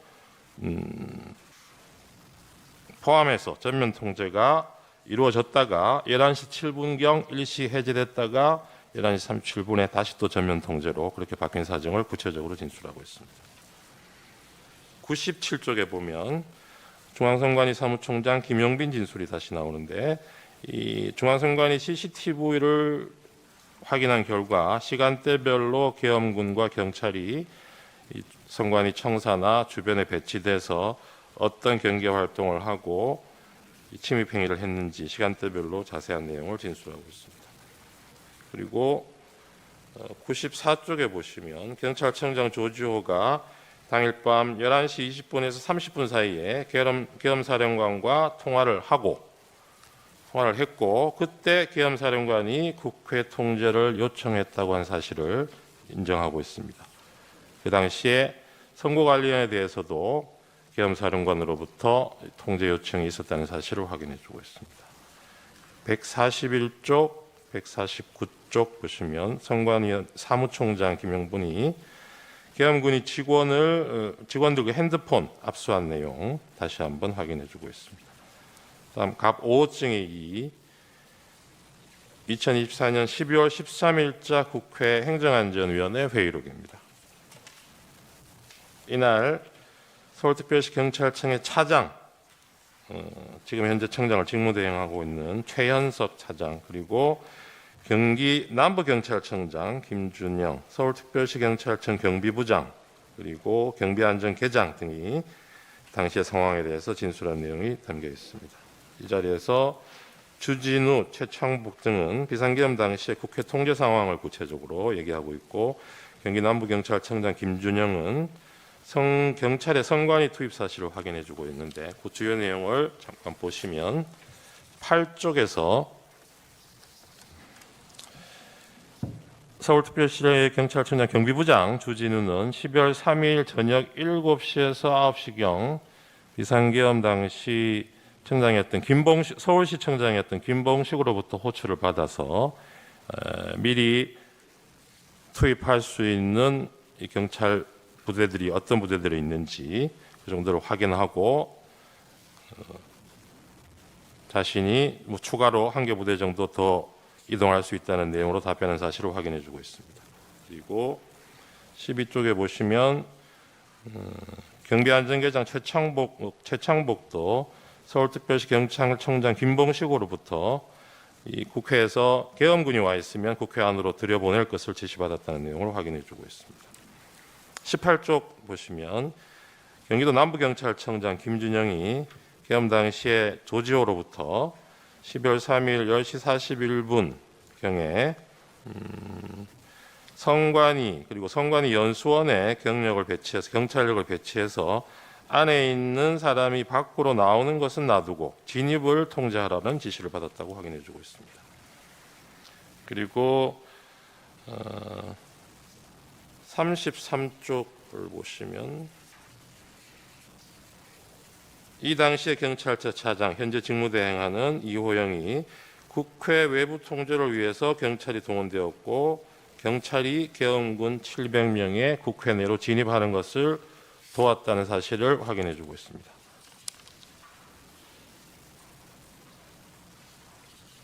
48쪽에 최창복의 내용이 진술이 있습니다만은 앞에 나왔던 내용과 중복되는 것이어서 이 부분은 넘어가도록 하겠습니다. 그리고 갑제 6호층의 1, 2지 3은 국회 법제사법위원회 회의록입니다. 6호증의 1은 2024년 12월 6일자 제19차 법제사법위원회 회의록인데요. 여기서 법원행정처장이 계엄군사법원 설치를 위해서 법원 공무원 파견을 요청받은 내용을 확인해주고 있습니다. 그리고 갑 6호증의 2는 12월 9일자 제20차 국회 법사위 회의록입니다. 이 자리에서 법무부 장관 박성재, 경찰청장 조지호, 선관위 사무총장 김용빈 등이 진술을 했습니다. 여기서 주요 내용을 잠깐 보시면 41쪽입니다. 이 당시에 경찰청장 조지호는 방첩 사령관이 자신에게 전화를 해와서 이재명, 박찬대, 전현희, 김명수 전 대법원장, 권순일 전 대법관 그리고 한동훈에 대해서 체포를 위한 위치 추적을 요청하면서 위치 추적을 해달라는 지시를 받았다는 점을 확인하고 있습니다. 45쪽에서는 선관위 사무총장 김용빈이 이 당시에 선관위 관계자들이 직원들이 내부에 감금되어 있다고 사실을 확인해주고 있고요. 67쪽, 68쪽에서는 역시 김용빈 사무총장이 계엄군이 당일 한 3시간 20분 동안 선관위를 불법 점거했고 야간 당직자 핸드폰 뺏긴 점 그리고 계엄군이 관제센터에 들어와서 서버 사진을 찍어갔다는 사실을 확인해주고 있습니다. 다음 갑제 7호증은 2024년 12월 13일 개최된 국회 과학기술정보방송통신위원회 회의록인데요. 여기서는 방통위 관계자들이 나와서 세 차례에 걸쳐서 계엄사령부로부터 연락관 파견을 요청하는 전화를 받았다는 점을 확인해주고 있습니다. 그리고 갑 8호증의 1리는 국회 사무처에서 피해 현황을 집계해서 제출한 내역입니다. 이 당시에는 4,800만 원 상당의 비품 피해, 1,100만 원 상당의 시설 피해 등이 발생했다는 내용을 담고 있습니다. 그리고 갑제 12호증의 1리는 피청구인이 이 헌법재판소 탄핵 소추 이후에 서류 송달 거부에 관한 내용을 담고 있는 언론 기사들입니다. 그리고 13호증의 1, 2지사는 피청구인이 수사기관 소환에 불응하고 체포영장 발부됐다는 기사를 담고 있습니다. 그리고 14호증의 2는 12월 31일 체포영장 발부에 관해 피청구인이 입장을 밝힌 데 대해서 피청구인 대리인이죠. 대리인이 입장을 밝힌 데 대해서 그 배경을 설명하는 취지의 언론 기사입니다. 15호증의 1, 2는 검찰 비상계엄 특별수사본부에서 김용현, 여인형, 이진우를 기소하면서 수사한 결과를 요약해서 발표한 보도자료입니다. 그리고 17호증의 2 내지 4는 국회 사무처 입장 관련 기사, 기자회견면 그리고 사무처 제출한 자료들입니다. 이 17호증의 1로 저희가 제출했던 것이 국회 피해 상황 등을 담은 CCTV 영상인데 이 17호증의 2 내지 4는 이 영상과 관련해서 국회 사무총장이 그 내용을 설명하고 관련한 내용을 담고 있는 기사입니다. 그리고 17호증의 3도 국회 사무총장이 비상계엄 관련해서 수사 협조를 위해서 CCTV 영상을 수사기관에 제공했다는 내용 담고 있고요. 17호증의 4는 국회 사무처에서 이춘석 의원의 요구 자료로서 제출한 내용으로 역시 비품 피해 현황, 설비 피해 현황이 있고 인적 피해 현황도 아울러 있다는 내용을 담고 있습니다. 그리고 19호증의 1, 2, 3, 4는 비상계엄 이후에 금융외환 시장의 변동성이 크게 확대되고 환율이 상승하고 불확실성 증가로 투자 심리 위축돼서 증시가 큰 폭으로 하락하고 있다는 계엄의 부정적인 영향을 다루고 있는 언론 기사들입니다. 그리고 갑 25증의 3 내지 5는 피청구인이 2025년 1월 1일 한남동 관저 앞에서 집회를 열고 있던 자신의 지지자들에게 전달한 새 인사와 관련해서 언론 기사 내용입니다. 그리고 갑 28호증은 2023년도에 새로 발간된 계엄 실무 편람입니다. 이 부분은 이 피청구인이 선포한 12월 3일 비상계엄이 계엄 실무 편람에서 정하고 있는 여러 절차적, 실체적 요건에도 전혀 부합하지 않는다는 것을 입증 취지로 하고 있습니다. 이상 서정 요지를 말씀드렸습니다. 예, 참고로 피청구인에게도 증거가 채택된 서정 요지, 영상 등에 대해서 마찬가지 방법으로 증거 조사 기회를 드리겠습니다. CCTV 영상에 대한 재생 방법으로 시청하도록 하겠습니다. 네, 이 부분도 저희가 영상 증거 설명서 1 제목으로 어제 서면을 제출했습니다. 여기에 보면 재생 시점 시간이 특정이 되어 있습니다. 그 부분대로 재생을 해주시면 될 것 같습니다. 이제 갑 9호증 국회 사무처 CCTV 영상입니다. 재생되는 장면 보면서 말씀드리겠습니다. 지금 보시는 장면이 12월 3일 밤 11시 49분경부터 다음날 12월 4일 00시 11분경까지 육군 특전사 707 특수임무단 병력이 탑승한 헬기가 국회의사당 후면 운동장에 3대씩 순차로 착륙하는 모습입니다.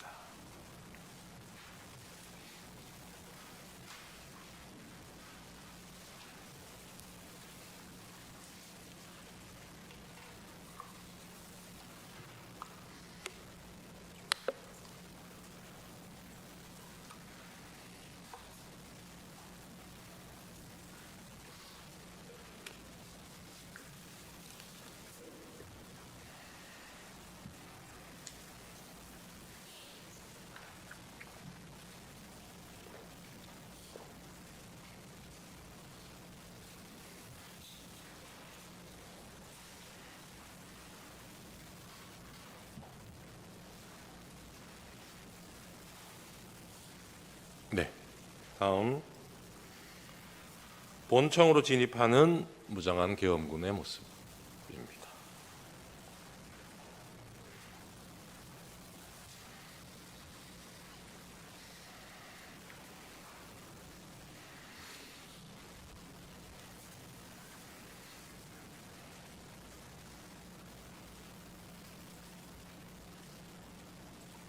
다음 12월 4일 00시 34분경에 707 특수임무단장 김현태를 포함해서 약 15명의 병력이 국회의사당 우측면으로 이동해서 미리 준비한 망치로 유리창 2개를 깨뜨리고 국회의사당 내부로 침투하는 모습입니다.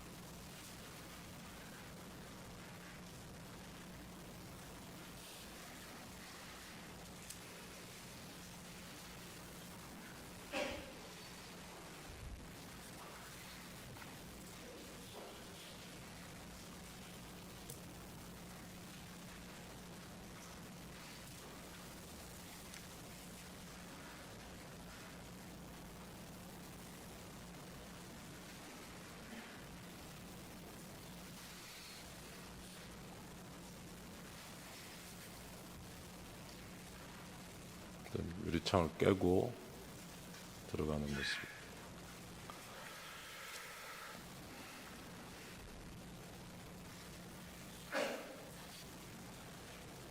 예. 네 번째 영상은 본회의장 방향으로 뛰어 들어가는 계엄군 모습입니다.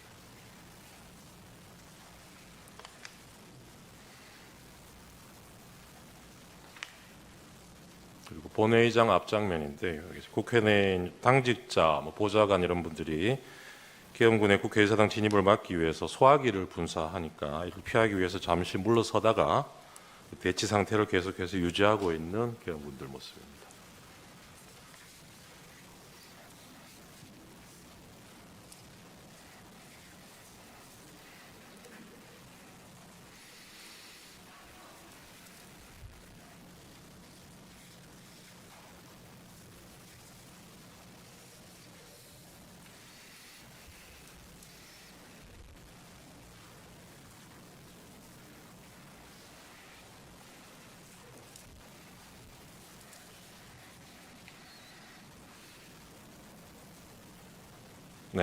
다음 16호증이 1입니다. 한남동 국회의장 공간에 계엄군이 출동한 장면인데요. 12월 4일 01시 42분경부터 04시 45분경까지 사이에 전체는 그렇습니다만 그중에 요구 의결안이 통과된 이후인 12월 4일 01시 42분경에 한남동에 있는 국회의장 공간에 계엄군이 출동한 모습입니다.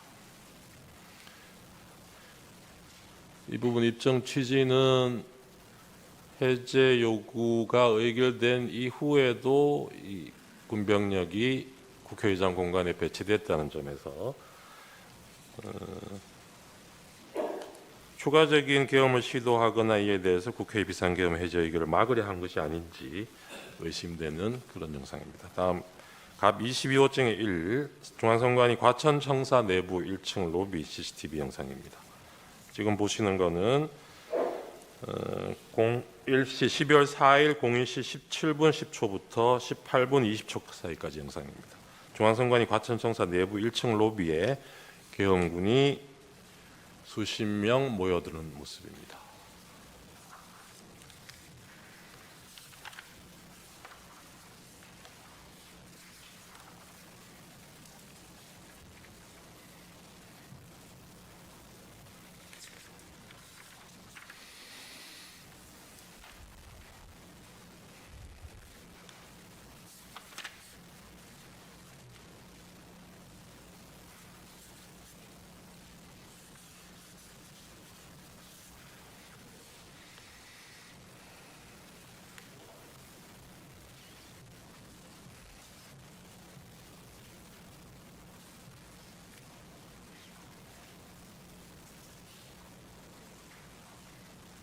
다음 갑 22호증 23입니다.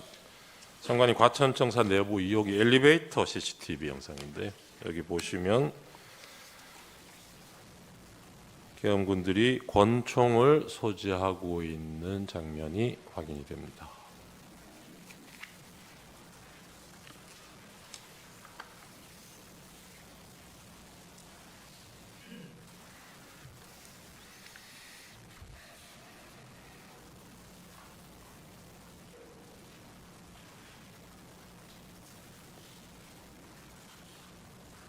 다음 갑 22호증이 24입니다. 중앙선관위 과천청사 내부 신관 2층 승강기 CCTV 영상인데 저 선관위에서 사무실에서 선관위 조직도를 확보해서 전달해주고 있는 장면으로 보입니다. 다음 23호증의 2입니다. 선관위 과천청사 정문 외곽 CCTV 영상입니다. 지금 보시는 거는 계엄 선포 직후인 그날 밤 10시 32분 58초부터 33분 44초 사이의 영상입니다. 계엄군 10명이 피청구인 선포 직후인 이 시간대에 선관위 과천청사 정문으로 들어오는 모습입니다.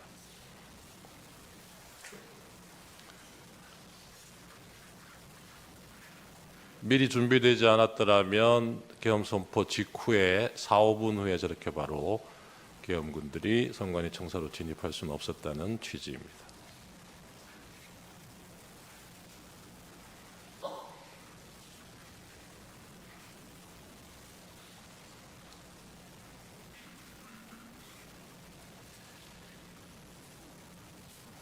다음인가요? 과천청사 건물로 들어가기 위해서 이동하는 계엄군 모습입니다.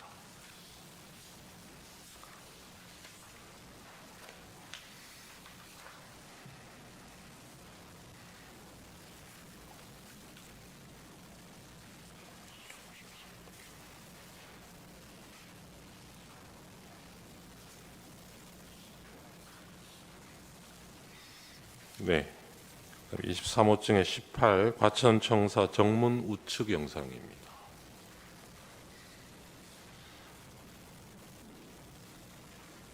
역시 같은 시간대 계엄 선포 직후인 10시 33분 34분 사이에 선관위 과천청사 정문으로 들어오는 계엄군들 모습이 확인이 됩니다.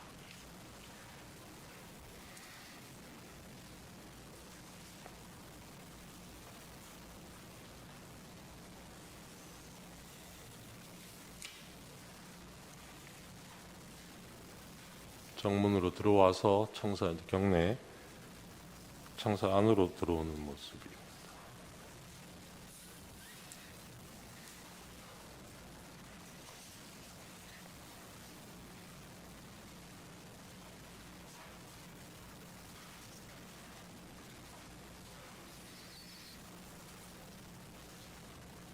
계엄 군인들이 좀 개인 화기들로 무장하고 있는 점도 영상으로 확인이 되고 있습니다.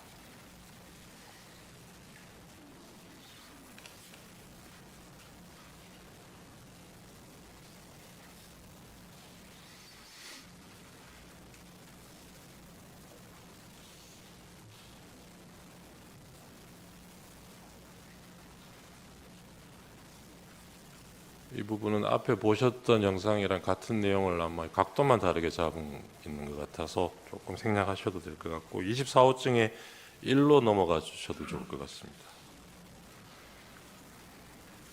네, 이 부분은 선관위 선거정보센터 CCTV 영상 파일인데요.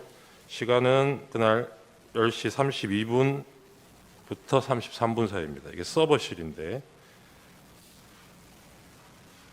군인들이 서버실 내로 들어오는 장면입니다.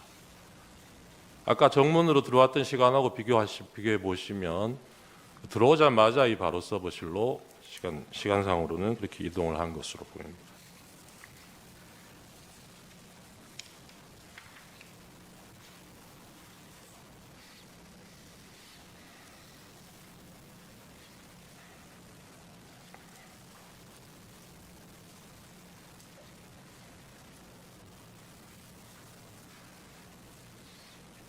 핸드폰을 가져가는 장면이 보입니다.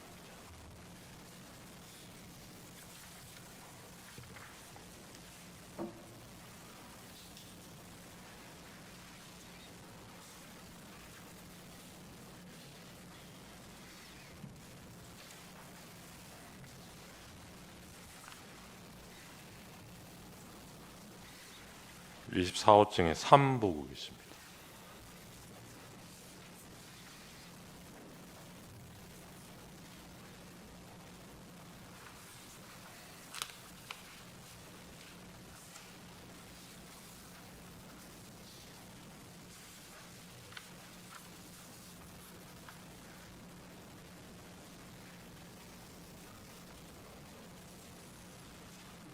직원 핸드폰을 넘겨받는 장면.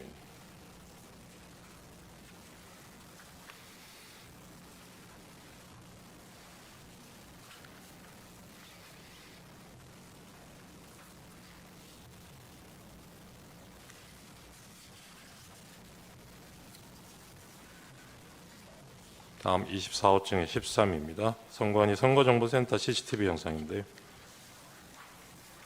전산실 서버가 위치하고 있는 전산실 내부 모습입니다.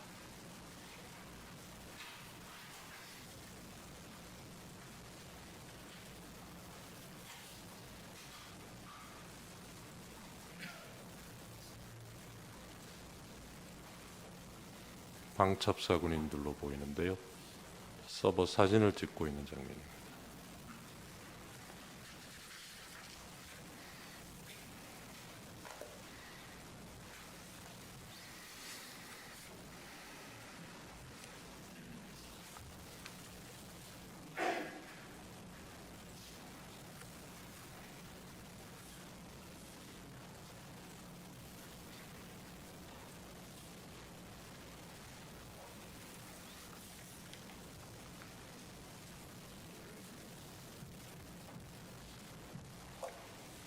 다음 파일로 넘어가 주셔도 좋을 것 같습니다. 갑 25호증에 사는 선관위 관악청사입니다. 여기 12월 4일 00시 29분부터 30분 사이의 영상인데요. 여기에서도 무장한 계엄군 수십 명이 관악청사로 진입하는 모습을 확인하실 수 있습니다.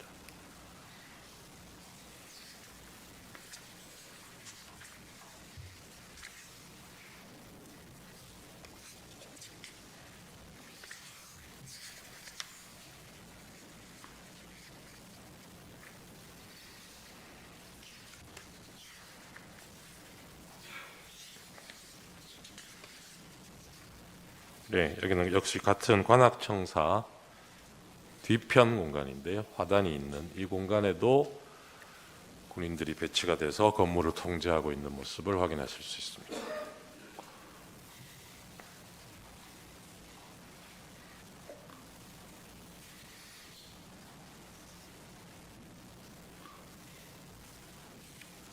네, 다음 갑 26호증의 2입니다. 여기는 선관위 수원에 있는 선거연수원 건물입니다. 봉관동 1층 현관 앞에 설치된 CCTV 영상인데요.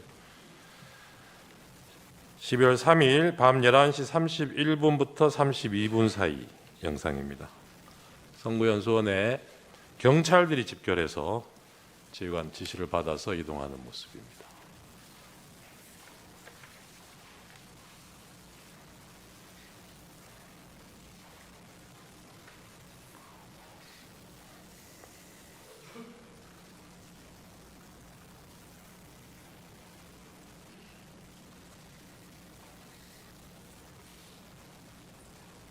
네, 다음 영상 넘어가 주셔도 좋을 것 같습니다. 26호증의 23 같은 수원 선거연수원 정문 CCTV 영상입니다.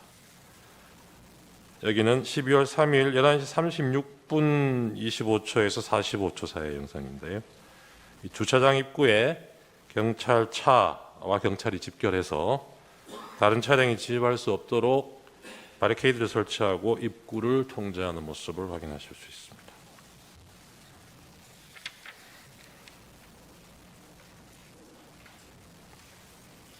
다음 영상입니다. 이어진 영상도 26호증의 26인데 같은 위치고요. 시간이 이때는 날이 바뀌고 새벽 1시 42분부터 43분 사이 영상입니다. 경찰 버스 2대가 진입하고 해당 버스에서 내린 경찰들이 연수원 내부로 집결하는 모습을 보고 계십니다.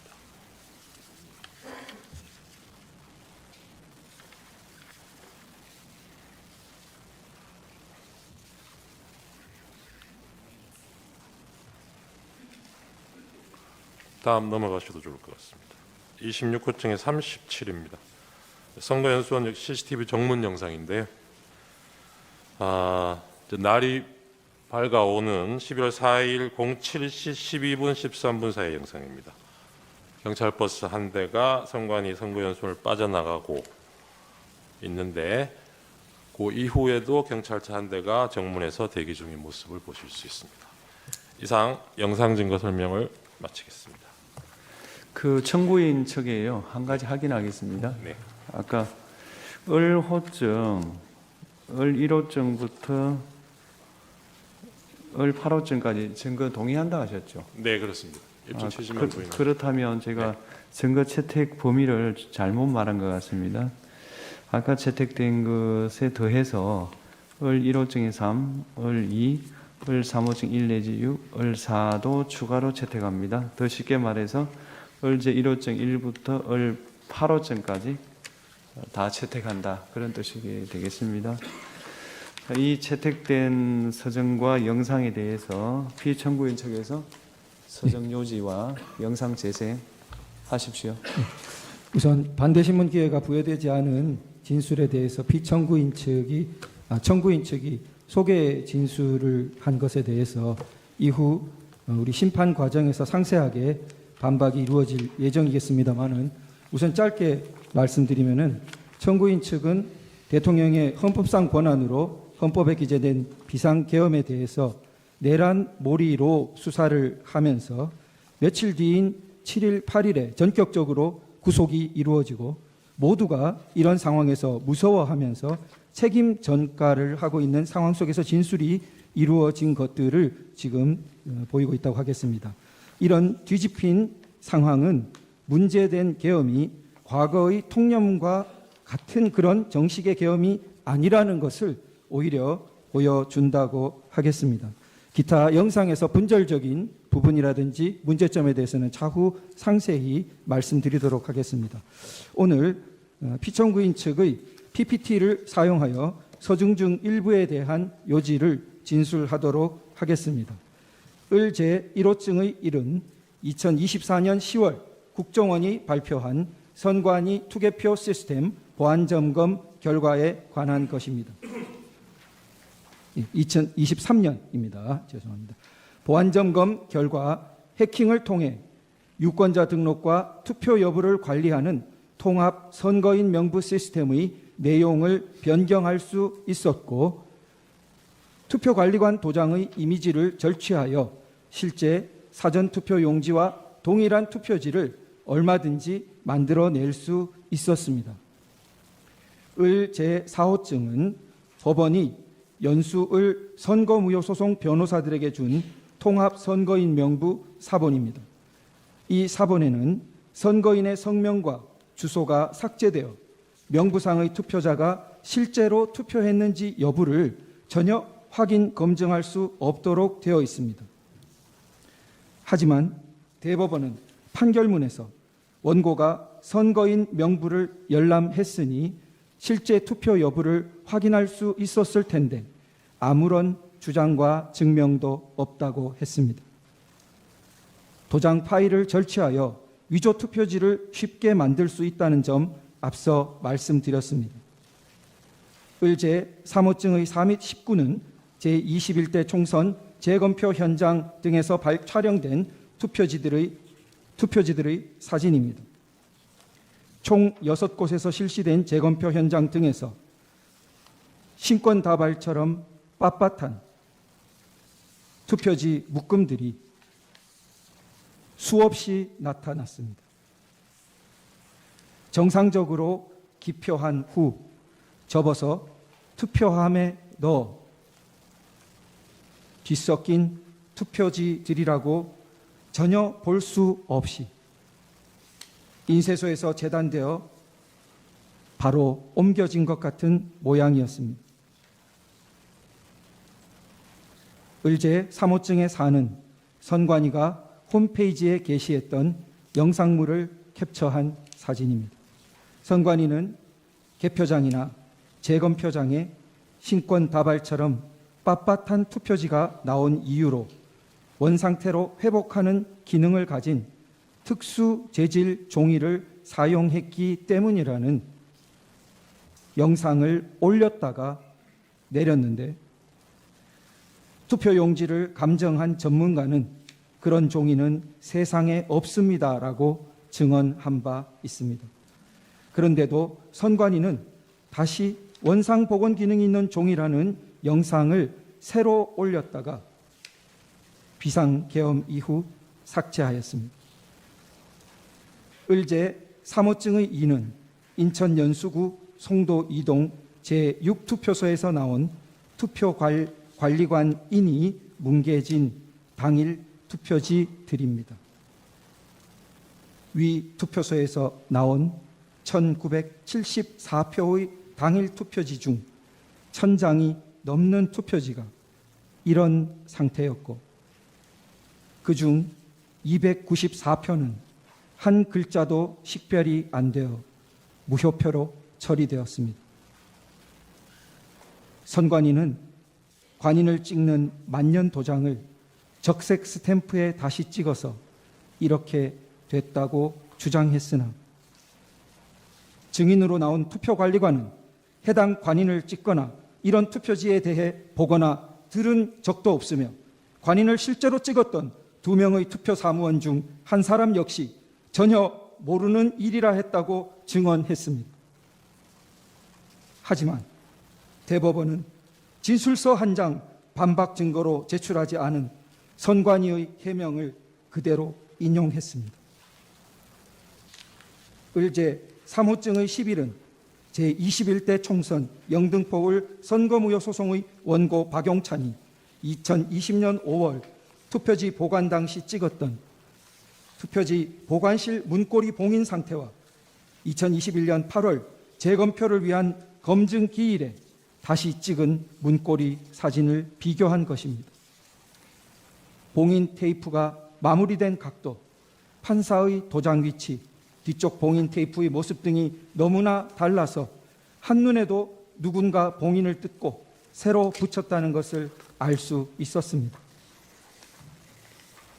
원고 박용찬을 대리한 단체가 고발했지만 수사기관의 최종 결정은 범행을 저지른 성명불상자를 찾을 때까지 수사를 중지한다는 것이었습니다.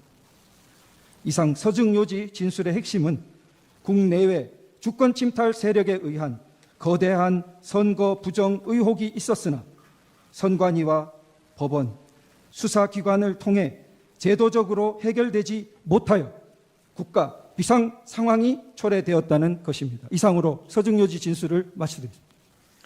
예, 이상의 증거 조사 결과에 대해서 쌍방의 의견이 있습니까? 우선 청구인 의견이 있습니까? 특별히 없습니다. 피청구인 의견이 있습니까? 예, 여러 가지 드릴 말씀이 있는데 잠시 휴정 후에 저희들 상세하게 말씀드릴 기회를 주시면 감사하겠습니다. 그리고 저희가 의제 83호증 동영상 부분이 있는데 재생할 수 있도록 허락해 주시면. 그거는 지금 증거가 채택이 안 되지 않았습니까? 그런데 지금 이제 동영상이 저쪽에서 그 재생이 됐기 때문에 공평하게 의미해서 아니 예. 그거는 공평한 거하고 다르죠. 증거 채택되어야 증거 조사를 할 수 있는 거는 법률에 속하는 거라서 그건 공평의 영역에 속하지 않습니다. 다음으로 피청구인에 대한 신문을 하겠습니다. 피청구인 본인께서는 그 자리에 계시면 되겠고요. 질문사항은 2개밖에 없습니다. 피청구인에게 진술 거부권을 고지해 드립니다. 질문 전체에 대해서 또는 개개의 질문에 대해서 진술을 거부할 수 있습니다. 피청구인 신문이 예정돼 있지 않았던 상황으로 알고 있는데요. 제가 지난밤에 오늘 발언 기회를 줄 수 있느냐 협의할 때 분명히 말씀드렸습니다. 재판장께서 하시면 제가 2가지만 아는 대로 묻겠습니다. 말씀을 드리겠습니다. 네네. 네. 첫 번째 질문은 국가 비상 입법기구 관련 예산을 편성하라는 쪽지를 기획재정부 장관에게 준 적이 있으십니까? 저는 이걸 준 적도 없고, 그리고 나중에 이런 계엄을 해제한 후에 한참 있다가 언론에 뭐 이런 메모가 나왔다는 것을 기사에서 봤습니다. 근데 그 기사 내용도 조금 부정확하고, 그러면은 이거를 만들 수 있는 사람은 국방장관밖에 없는데, 국방장관이 그때 이제 구속이 돼 있어서 구체적으로 확인을 못했습니다. 그런데 그 내용을 보면 좀 그 내용 자체가 좀 서로 좀 모순되는 것 같기도 하고, 그런데 하여튼 뭐 그 부분에 대해서는 그렇습니다. 뭐 자세하게 또 물어보시면은 제가 아는 대로 답변을 드리겠습니다. 예. 2번째 질문, 마지막 질문 드리겠습니다. 본인께서는 이진우 수방사령관, 곽종건 특전사령관에게 계엄 선포 후 계엄 해제 결의를 위해 국회에 모인 국회의원들을 끌어내라고 지시한 적이 있으십니까? 없습니다. 네. 예, 그러면 마치겠습니다. 오늘 변론은 이것으로 마치고 양측 대리인께서 추가로 하시고 싶은 말씀이 있으십니까? 우선 청구인 대리인 있으십니까? 네. 피청구인 측은 지난 2차 변론에서부터 다양한 부정선거 의혹에 대해서 제기하고 있습니다. 그리고 어제 오늘 선거 부정 논리를 뒷받침하는 다수의 증거와 증인도 신청했습니다.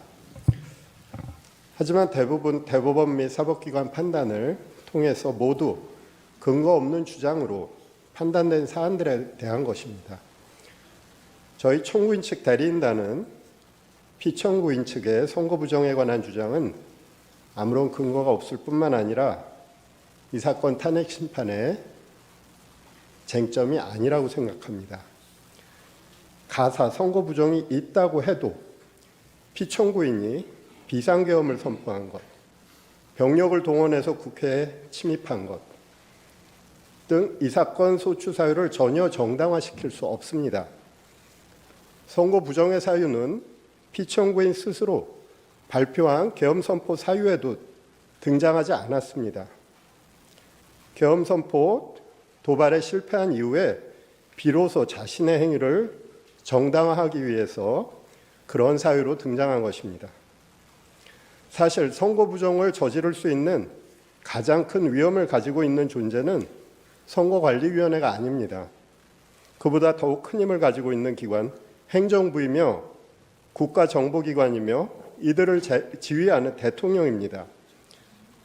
중앙선거관리위원회를 독립된 헌법기관으로 만든 것은 대통령과 행정부 그리고 정보기관으로부터 선거관리의 독립성을 보장하기 위한 취지였습니다. 지금의 상황은 오히려 선거 부정의 위험이 더욱 더 큰 기관이 선거 부정을 막고 방어하는 기관에게 선거 부정을 저질렀다고 비난하는 형국입니다. 이 사건 탄핵 심판은 수많은 국민들이 듣고 바라보고 있습니다. 그래서 피청구인 측의 기이한 부정선거 주장을 그대로 방치하기는 어렵습니다.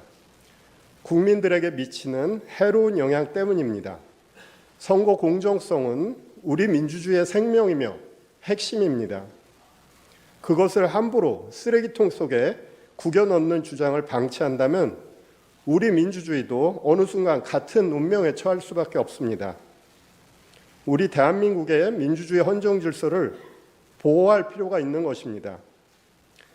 사람이 가득 찬 극장 안에서 불이야라고 소리치면 수많은 사람을 해칠 수 있습니다. 현재 대한민국의 국가적 혼란 속에서 선거 부정의 음모론은 우리 공동체 자체를 파괴할 수 있습니다. 최근 서울 서부지방법원에서 발생한 폭도들의 만행은 이와 유사한 무책임한 주장들이 초래한 결과라고 할 것입니다. 존경하는 재판장님, 재판관님, 선거 부정론은 사법부와 검찰의 판단까지도 믿지 못하며 객관성이 없는 무리한 의혹을 제기하는 집단의 일방적 주장입니다. 이 사건 탄핵 심판의 쟁점이 아닐 뿐만 아니라 탄핵 심판 이후 오랫동안 대한민국 민주주의를 해칠 수 있는 무책임한 주장입니다. 더 이상 선거 부정의 의혹 제기 그리고 그와 관련한 증거 신청은 적절하게 제한해 주실 것을 요청드립니다. 이상입니다. 예, 피청구인 하시고 싶은 말씀. 재판장님, 저희 청구인 증인 신문 방식에 대해서 한 말씀. 네. 다음 기일부터 이제 관련자들 증인 신문이 이루어질 텐데 김용현 증인은 뭐 변론으로 하더라도 나머지 증인들의 경우에는 피청구인이 군통수권자 지위에 있으면서 선언했던 이 계엄 선포 당시에 피청구인으로부터 여러 국회, 특히 국회 계엄 해제 요구 의결을 방해하기 위해서, 저지하기 위해서 구체적인 지시를 받았던 사람들이 여러 사람 있습니다. 이런 사람들이 증인을 하게 될 텐데 피청구인이 앞으로도 이제 심판정에 출석을 하게 되면 그 면전 상태에서는 사실대로 진술하기가 좀 어렵지 않을까 걱정이 됩니다.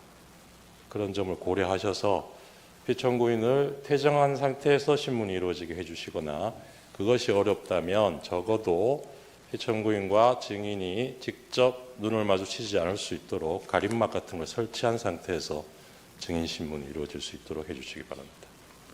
예, 재판부 평의를 거치겠습니다. 피청구인 측 하시고 싶은 말씀 있으십니까? 예. 탄핵 재판이라는 게 형사 소송 절차 준해서 하는 것이고 또 제가 지금 직무 정지된 상태이기 때문에 어떤 영향력도 행사할 수 없습니다.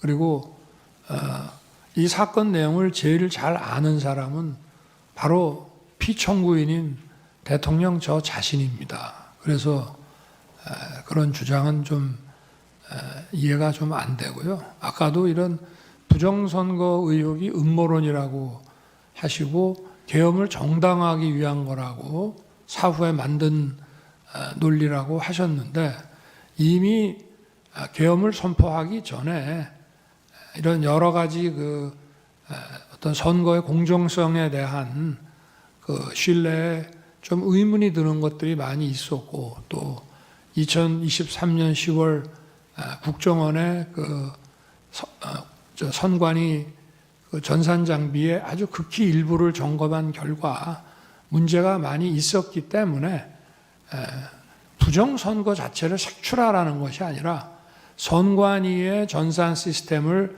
전반적으로 스크린할 수 있으면은 해봐라. 어떤 장비들이 있고 어떤 시스템에 의해서 가동이 되는지 그런 것이기 때문에 저희가 무슨 선거가 전부 부정이어서 믿을 수 없다 하는 그런 음모론을 제기하는 것이 아니라 팩트를 확인하자는 그런 차원이었다는 점을 이해해 주시기 바랍니다. 네. 네, 말씀 잘 들었습니다.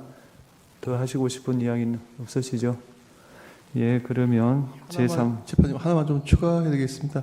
지금 아까 우리 청구인께서 그 대통령 그 당시 집권 여당이 대통령 하에서 치러진 우리 지금 피청구인이 대통령이 지휘해서 치러진 선거에 대해서 부정이 뭐 없고 책임은 이쪽에 대통령이 있다고 말씀하셨는데 조만간 이번 취임한 트럼프 대통령이 2020년 미국 대통령 선거가 그 당시 트럼프가 재임 기간 중인데 그때의 선거 부정에 대해서 조만간 미국에서도 미국 스스로의 어떤 조사 결과가 나올 겁니다. 그러니까 그게 꼭 대통령이라고 해서 독립적인 선거가 이루어지고 있는 선거관리기구에 대해서 모든 걸 다 통제하는 건 아니기 때문에 어떤 문제점은 발생할 수 있고 국민들은 거기에 대해서 많은 의구심이 있고 지난 4년간 이런 것들에 의혹이 제기되고 있고 더군다나 국정원 보안 서버 점검 결과 문제가 있다고 했기 때문에 대통령으로서는 그 문제를 점검을 하고자 하는 것일 뿐이지 저희 피청구인 대통령께서 선거 부정이 있었다고 단정해서 하는 것은 아니라고 하는 것을 다시 한번 말씀을 드리고 그리고 계엄 선포 이후에 이루어진 과정에 비추어 보면은 사후의 그 어떤 변명을 추가하는 것이 아니고 국정의 안정을 위해서 그 선포할 때부터 대통령께서 점검하고자 하셨던 항목임을 다시 한번 말씀을 드립니다. 절차에 대해서 조금 말씀드리고 싶습니다. 네.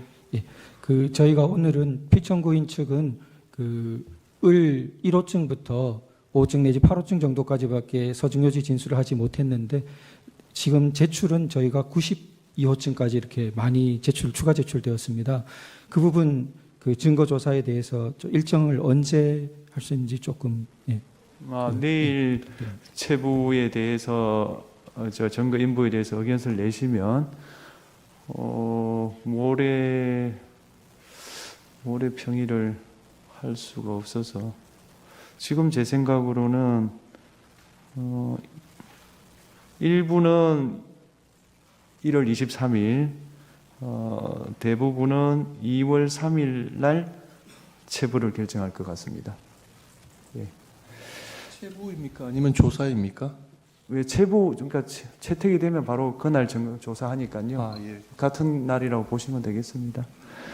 이상으로 예. 청구인 측에서 그 보여준 그 영상에 대해서 예. 제가 그냥 짧게 한 말씀만 예, 이해를 돕는 차원에서 하십시오. 잘 봤습니다. 그런데 아까 그 군인들이 그 저 본청사에 진입을 했는데 그 저 직원들이 좀 저항을 하니까 스스로 이렇게 나오지 않습니까?